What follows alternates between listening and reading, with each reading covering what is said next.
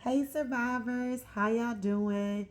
So it's been about 2 weeks since my last video, and I'm very excited to be back. So those of you that have been following know that we've been studying the book of Nehemiah, and so far we've been specifically focused on preparing to rebuild. Nehemiah is preparing to lead the rebuild of the wall in his hometown of Jerusalem. And guys, my whole life has just been on the rebuild. And maybe you're also experiencing some type of rebuilding season as well. But let me tell you guys, Nehemiah has a strategy that works. And I don't just come on here to tell y'all what the word says because y'all can read. I come on here to share what the Lord has said to me specifically and placed on my heart with regard to my seasons and my situations. And baby, Nehemiah is an amazing teacher and has really been a support in my rebuilding season. So, if you haven't watched parts 1 through 3 of this series, I encourage you to start there because, as we learned in the last video, there is definitely an order of operations to successfully and efficiently make it through a rebuilding season. If you've already seen the first 3 videos, let's go ahead and rock on. Okay, so last week I took a huge step in my relationship with Christ and I got baptized, y'all. Yep, me and the Lord renewed our vows and it was perfect. Now, I was super apprehensive, not about the actual baptism, but about all these other factors that just really didn't matter anyway. But when I tell you guys, my village showed out, like whether it was making a way at the church house or checking out plane tickets and considering flying in or showing up and praying with me beforehand, going on live so that my mama could watch it on Facebook, cheering for me like I was some kind of celebrity, transcribing my vows on Facebook so that I could have them to go back and look at forever, sending encouraging texts, taking me out to dinner, y'all, all the things. When I tell y'all my village came hard, they came hard. So I was all prepared to make a video for you guys and just tell you guys that, you know what, we're going to pause on Nehemiah for a second because I want to talk to y'all about my village. That's where I was. I'm going to take a week off, bump Nehemiah for a second. Let's talk about the village. But guess what? Here we are in chapter 3 of Nehemiah. He's talked to the officials. He's ready to rebuild. And guess what? You know what? Just let me read it to you. Now, we're going to go through the entire chapter 3. So this is going to take a minute. And guess what, y'all? I'm about to struggle with these words because they got all these names up in her. And anyway, here we go. Nehemiah chapter 3. Then Eliashib, the high priest, and the other priests started to rebuild at the sheep's gate. They dedicated it and set up its doors, building the wall as far as the Tower of the 100, which they dedicated, and the Tower of Hanel. People from the town of Jericho worked next to them, and beyond them was Zakur, son of Imri. The fish gate was built by the sons of Hassanah. They laid the beams, set up its doors, and installed its bolts and bars. Meremoth, son of Uriah and grandson of Hazkaz, repaired the next section of the wall. Beside him was Meshullam, son of Berechiah and grandson of Meshobel, and then Zadok, son of Bana. Next were the people of Tekoa, though their leaders refused to work with the construction of supervisors. The old city gate was repaired by Joiada, son of Pasna, and Meshullam, son of Besodiah. They laid the beams, set up its doors, and installed its bolts and bars. Next to them were Melatiah of Gibeon, Jadon from Maranoth, people from Gibeon, and people from Mizpah, the headquarters of the governors of the province west of the Euphrates River. Next was Uzziel, son of Hariah, a goldsmith by trade, who also worked on the wall. Beyond him was Hananiah, a manufacturer of perfumes. They left out a section of Jerusalem as they built the broad walls. Rapiah, son of Hur, leader of half the district of Jerusalem, was next to them on the wall. Next, Jediah, son of Harumph, repaired the wall across from his own house, and next to him was Hattush, son of Hashabiah. Then came Malchijah, son of Haram, and Hashab, son of Pathach Moab, who repaired another section of the wall and the towers of the ovens. Shalom, son of Halohesh, and his daughters repaired the next section. He was the leader of the other half of the district of Jerusalem. The valley gate was repaired by the people of Zanoah, led by Han. They set up its doors and installed its bolts and bars. They also repaired the 1,500 feet of the wall of the Dung Gate. The Dung Gate was repaired by Malchah, son of Rechab, the leader of Beth Habkarum district. He rebuilt it, set up its doors, installed its bolts and bars. The Fountain Gate was repaired by Shalom, son of Kolhakov, the leader of the Mizpah district. He rebuilt it, roofed it, set up its doors, and installed its bolts and bars. Then he repaired the wall of the pool of Siloam near the king's garden, and he rebuilt the wall as far as the stairs that descended from the city of David.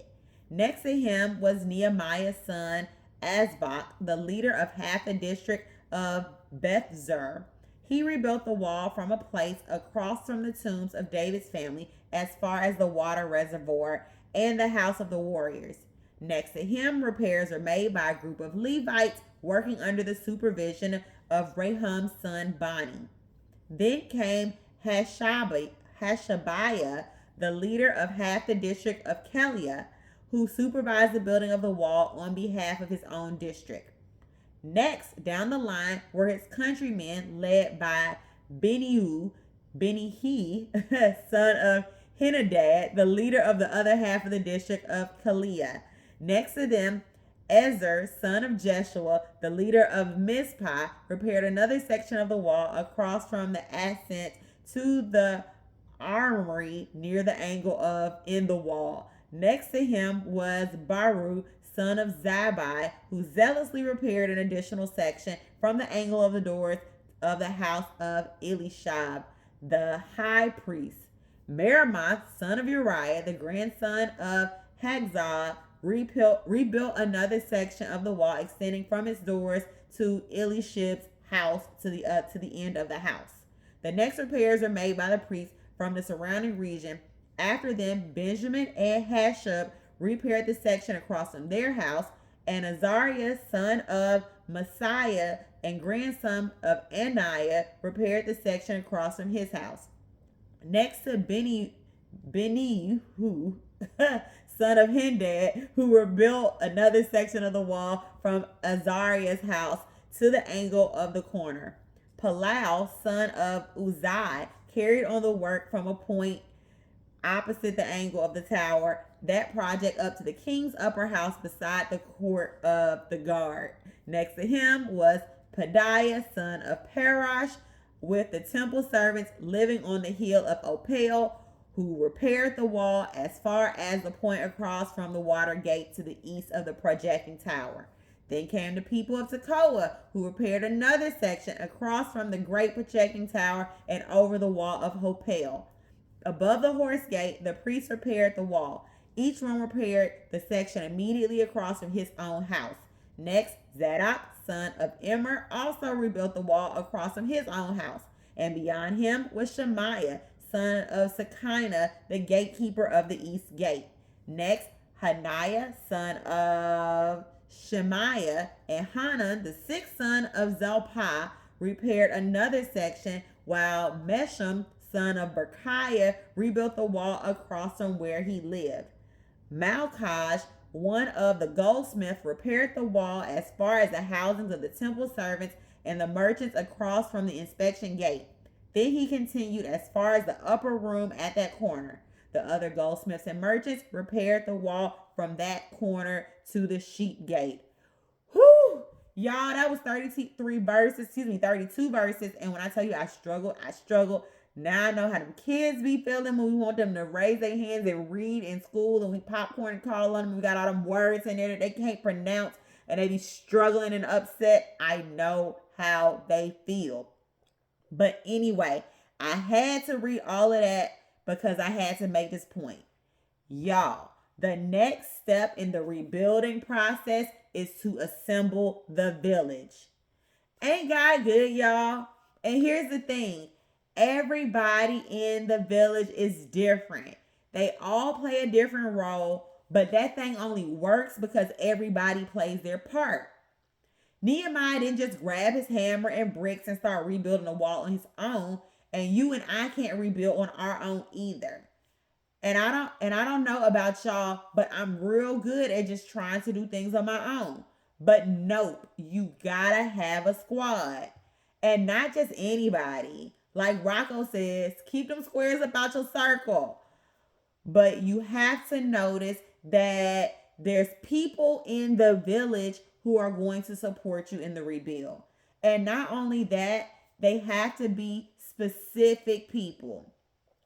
The people who supported Nehemiah in the rebuild had an investment in the project.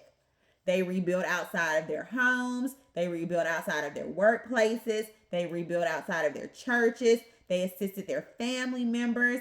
So if you're looking to rebuild your career, you better call up some folks who are invested in your career. If you want to rebuild a relationship, don't call nobody that doesn't know anything about relationships or sucks at maintaining relationships or always has something to say that's negative about relationships. You got to be a member of the village that is invested in that area of life. Because everybody in the village ain't invested in you. I said it and I'll say it again. Everybody in your village is not invested in you. Sometimes we got to check our village, y'all. Some of us have some Sanballats and Tobias in our village. Because check this out. Just because somebody hangs around, takes up residence in the village, doesn't mean that they can and will be there to support the rebuild. Y'all gonna find that as we go through with Nehemiah, Sanballat and Tobiah are there the entire time. Check this one out. Everybody in your circle is not in your corner. They are present the whole time, but with them comes consternation and confusion. And we get the same thing in our circles and in our villages. I've decided that I'm no longer admitting people into my squad that just want to show up to see what's going on. You can view from outside the fence. We are only taking in participants who are adding value. We can't just keep on going hard for people that don't go hard for us. But also, we can't be in need of support and keep our mouths closed either. No man is an island. That whole I don't need nobody, God got me business is off. We have to stop doing that. Yes, God has you, but in the very beginning, on the 6th day to be exact, God decided that man didn't need to be alone, and so he made him a helpmate. You can't build or rebuild by yourself. Everybody does this self-made thing. None of us are self-made. It requires somebody, some people. You got to have a team, a squad in your corner. So figure out who those people are that God has tagged for you in this season and hand them jokers a hammer. Let them hold you down. That is what they're there for. So that's the message. You can't rebuild alone. Assemble your squad. Be vulnerable enough to accept the love and support from the people that God has placed in your life and get it cracking. So yeah, shout out to my village. I love y'all to life. I thank you guys for everything that you do for me individually and collectively. I am so very thankful for just all the things, whether they be prayers, whether it be phone calls, whether it be just bothering my nerve. I love you all and I'm so thankful because guess what? We rebuilding, y'all. It's mid-August. We are literally trucking through this year And while this is still the survival guide, we out here thriving, y'all. And so, yes, I love you. I thank you guys for tuning in, and I'll see you next time.